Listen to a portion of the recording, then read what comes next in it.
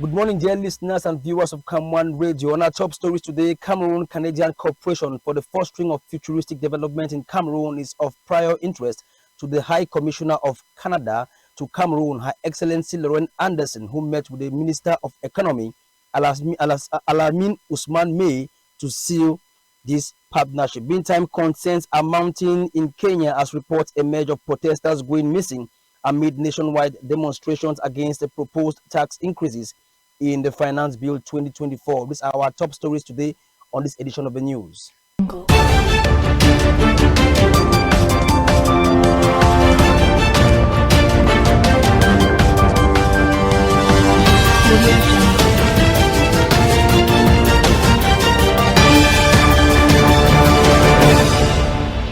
Ladies and gentlemen, welcome again to the news on CAM1 Radio. Of course, the frequency is 99.5 FM, and this is the People's Radio. Artists in the Southwest region have been called upon to keep valorizing culture in their works in a bid to ensure that the originality of Cameroon music is preserved and promoted. The regional delegate of arts and culture, Doris Itwe Ipus Angula, made that call and highlights certain key elements which needs to be followed. Now, take a listen to the regional delegate in the following excerpt. At now, what is hitting hard in the Ministry of Arts and Culture is the structuring of the artistic and cultural sector. When you talk about structuring, we are talking about proper representation from the subdivisional level, divisional level, regional level, and at the national level. We know the great role artists play to promote our culture. This is for that reason why we work closely with the artists. We have meetings with them and we encourage them to stay focused in our culture, in whatever they are doing in the music sector. We are encouraging young, talented artists who are coming up to follow the example of their senior brothers who have stayed in the line of culture. Usually we have meetings with artists where we try to encourage them to go back to our roots and that the originality of their music should be based on our culture. Through their music, we see how culture is being promoted, be it in their dressing, downstep, rhythm, their musical instruments. The 2024 state budget in Cameroon of the Republic of Cameroon has been made public in income and expenditure, which amounts to 7,000 billion 278 million 100,000 francs CFA. This follows an ordinance signed by the President of the Republic on June 20, 2024. The ordinance modifies certain provisions of the decree of the 19th of December 2023 enacting the 2024 Finance Bill to law.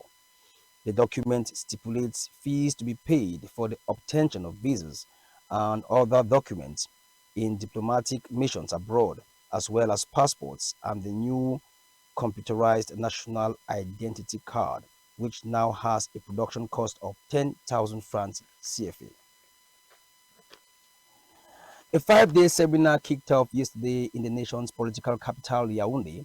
The goal and aim of this workshop is to further train council workers engaged in the city management program. They will also be educated on how to plan and execute community projects which will boost Cameroon's development process. The Secretary General of the Ministry of Housing and Urban Development, Mathieu Na, who opened the workshop, exhorted participants to use knowledge acquired in seeking finances for projects which are beneficial in the growth of the nation. Meantime, the governor of the Bank of Africa's Central States, Ivan Sandibaga, has announced the imminent production of new coins to address the persisting issues of coin shortages and in the Cameroon economy, of course, in recent years. The governor also says BIAC will unveil new produce tax by the end of 2024. He made this declaration at a press conference which followed the second ordinary session of the Monetary Policy Committee of the bank. We talk something else in this edition of the news. The Minister of Economy, Alamin Usman May, and the High Commissioner to Canada to Cameroon, Her Excellency Lauren Anderson, have discussed further bilateral discussions between Cameroon and Canada in a bid to foster infrastructural, agricultural, and technological development in Cameroon. Now, take a listen to the High Commissioner from Canada, Her Excellency Lauren Anderson, who affirms her stance on this issue. discuss the ways in which Canada can support and invest in Cameroon, in which areas, in which domains of investment. We discussed agriculture, infrastructure, as well as clean technology. And given that Canada has lots of expertise in that area, how we can make sure that our companies are prepared, as well as how the investment environment can be prepared here for them to attract them here. Currently, we have several Canadian companies working in the areas of microfinance and a few working in infrastructure. The Minister of Public Health, Dr. Manawuda Malashi, has urged government and key stakeholders and partners to increase resources so they could better tackle malaria. The member of government was speaking recently during the special parliamentary day on malaria organized by of the National Assembly.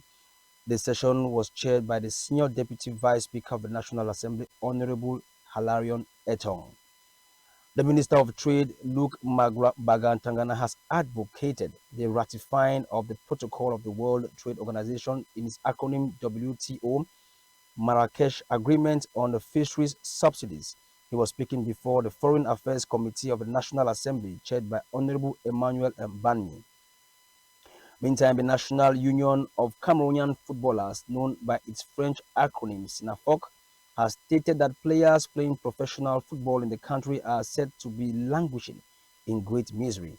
According to the union, majority of Elite 1, 2, and Guinness Super League clubs do not respect engagement taken with players. The Secretary General of SINAFOC, Daniel Blaise Ngo, made the declaration during a press conference in Yaoundé. A priest of the Obala Diocese in the Central Region, Father Jean-Joël Atangana Biloge, has outlined a number of tips on how to improve the quality of prayers. The spiritual leader was speaking recently during a visit at the Obala Yaoundé bus station. Meantime, Reverend Father Matthias or Martin J. Moka has schooled Christians on the components and the responsibilities of the church. The priest who was sitting in for the Bishop of Boya, Bishop Michael Bibi, offered the lecture during a catechetical session. It took place at St. Martin de Porres Parish, Bukwango, in the southwest region of the country.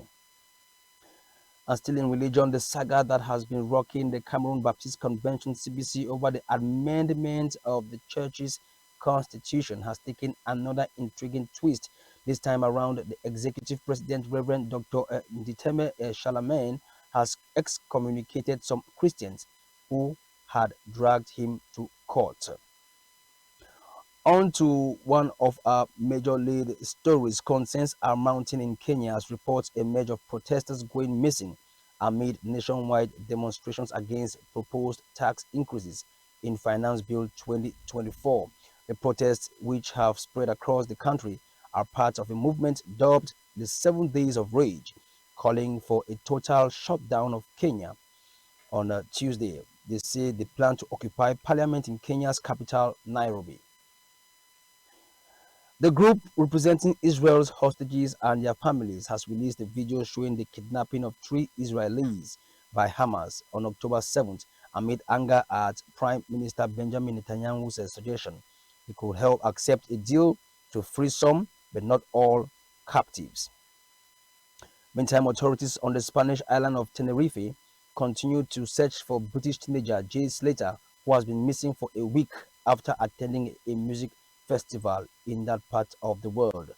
The United States will fund the printing of more than 3 million textbooks for Ukrainian students to use in the coming school year amid escalated Russian attacks on Ukrainian printing facilities as part of Moscow's war against the Ukrainian people.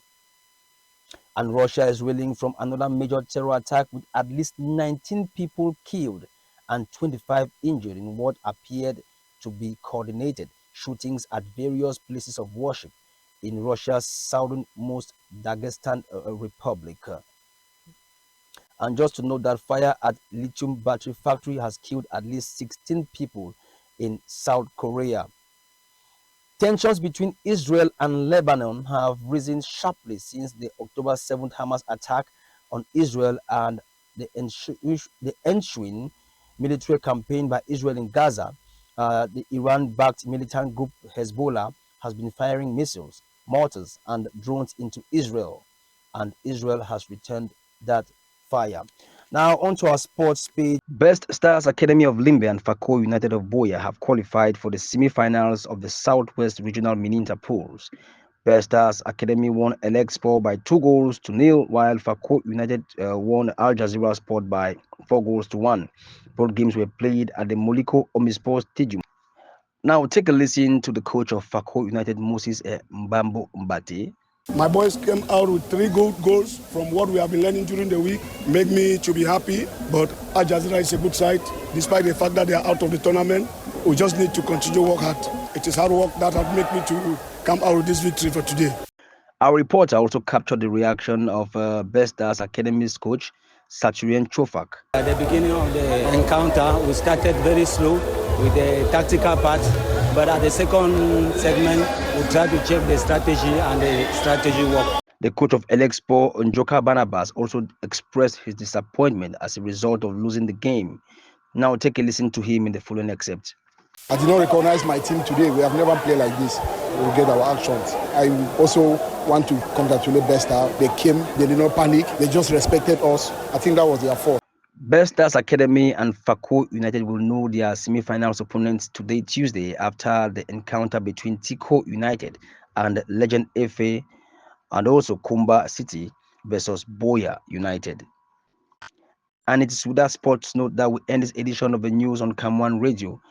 Ladies and gentlemen, we thank you for your keen attention for presentation. I was Ekome Charles Abanes. See you tomorrow, same time, same place on this particular network.